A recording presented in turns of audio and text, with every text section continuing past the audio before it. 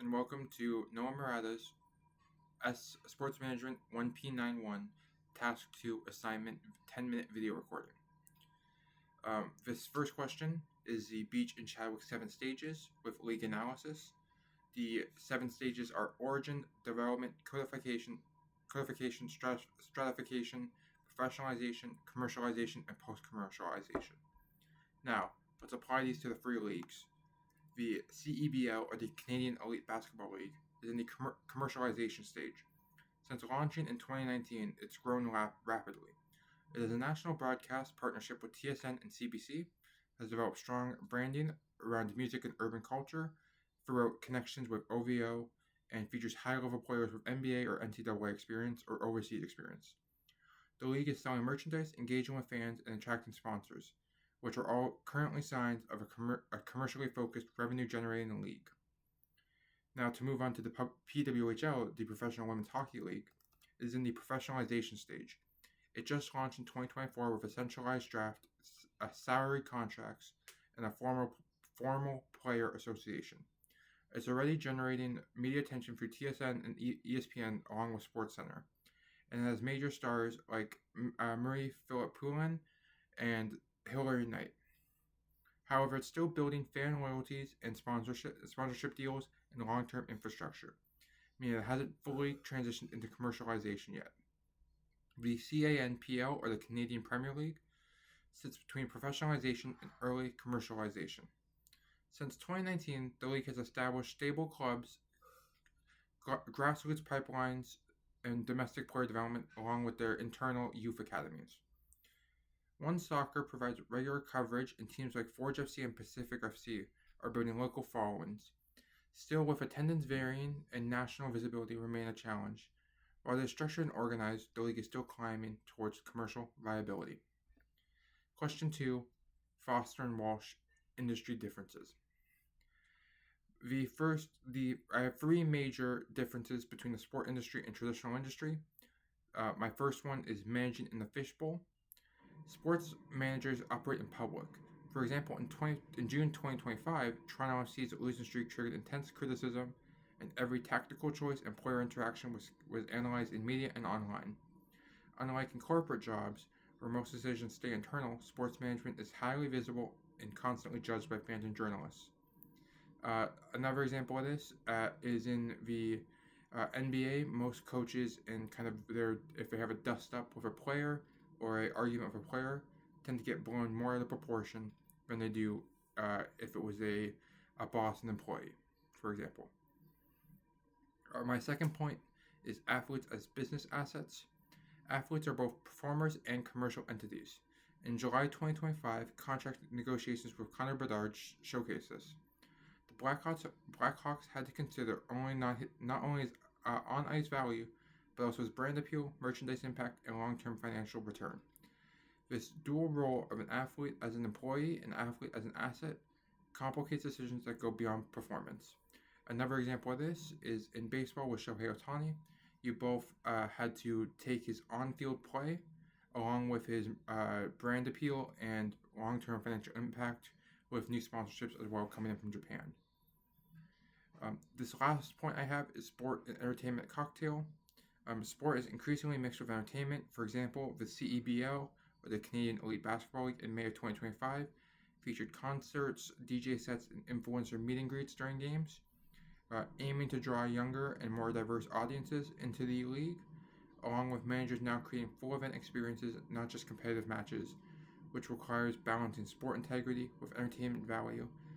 Something very similar to this is the NFL Super Bowl, where they have to mix both the biggest game of the year with halftime events. Question 3, volunteer recruitment and retention. Volunteer engagement is crucial in community sport. To recruit and retain volunteers effectively, you have to recognize and reward them, offer training clear roles, and foster flexibility and social connection. I will go for these points individually now. Recognize and reward them. Volunteers need to feel valued. Simple strategies like thank you dinners, social media recognition, or certificates of appreciation go a long way. For example, Brampton Youth Soccer hold an annual volunteer awards night, which which increases retention and builds a sense of purpose. Now, if you offer training and clear roles, volunteers are more confident and committed when they understand their responsibilities. A short orientation and member system helps. For example, YMCA uses onboard sessions for new volunteers, assuring they understand the structure and feel prepared. And the final point is foster flexibility and social connection. Allowing people to volunteer around their schedule and giving them opportunities to build relationships make it easier to keep them. Things like WhatsApp groups, team building days, and post-game hangouts help volunteers feel like they're part of a team and not just unpaid labor. Another example of this in my personal life is with my current volunteering at the Niagara Ironbacks. I initially didn't come in and with a clear role, but I've only been in this for about 2 weeks now, and I already feel more confident and committed to my team. And I have a lot more connections around the team and can build upon them. My fourth question is the political framing and Olympic coverage. National broadcasters use Olympic coverage to build national identity and boost viewer engagement. Examples from Beijing 2020 and Paris 2024 show this clearly. I will go through them one at a time. In Beijing 2022, CBC emphasized Canada's resilience through the COVID recovery period. Coverage of women's hockey, for example, focused not just on the team's performance, but on broader national pride, using emotional storytelling and music to make the victory feel like a national triumph. NBC, heading into the Paris 2024 Olympics, was heavily promoting Simone Biles' return, to focus not only on gymnastics but on her personal journey, framing her as a symbol of American resilience and mental health advocacy. The sport turns into a redemption and identity, appealing to broader audiences.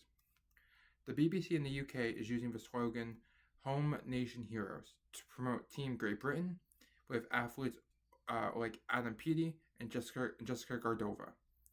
Their pregame content emphasizes legacy, national pride, and youth inspiration. This creates an emotional link between viewers and athletes while enforcing British identity. These strategies show how Olympic broadcasts go beyond the sport, their tools of soft power, and national broadcasting. Question 5. RBV and competitive advantage, in this case in the Manchester City FC Football Club. The resource-based view argues that sustained competitive advantage comes from resources that are valuable, rare, imitable, organized. However, Manchester City is a clear example of this. They are valuable as they use data-driven scouting and player development to sign undervalued players and optimize performances. Players like Julian Alvarez were signed before global interest spiked, giving them a cost-effective talent and therefore can profit off of him. Rare, through the City Football Group, the club owns and is partnered with teams on 5 continents. That allows them to share resources, staff, and players, along with giving them a talent pipeline and global reach no other club has on the scale, such as Girona and Lyon. Inimitable. While other clubs may have money, few can replicate City's synergy of sports science, coaching continuity under Pep Guardiola, and vertical integrated options. Their style of play, academy structure, and financial model are all connected in a way that's very hard to duplicate. Organized. City staff, analysts, coaches, and medical teams work under a shared philosophy. New players are seamlessly integrated into a system that's already optimized. When Erling Haaland joined, the team had fitness protocols, tactic points, and even psychological support ready for day one for him when he came in. HR plays a critical role in the system. City recruits not just elite athletes, but also elite support staff. From sports psychologists to data analysts, they ensure cultural fit, high performance, and long-term success.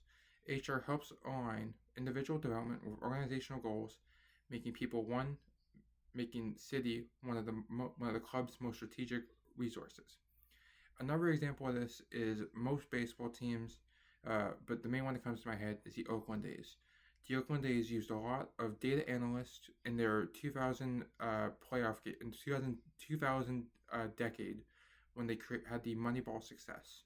They used a lot of data to help replace players and find these hidden gems, as they are called. Thank you for tuning in, and I will see you next time.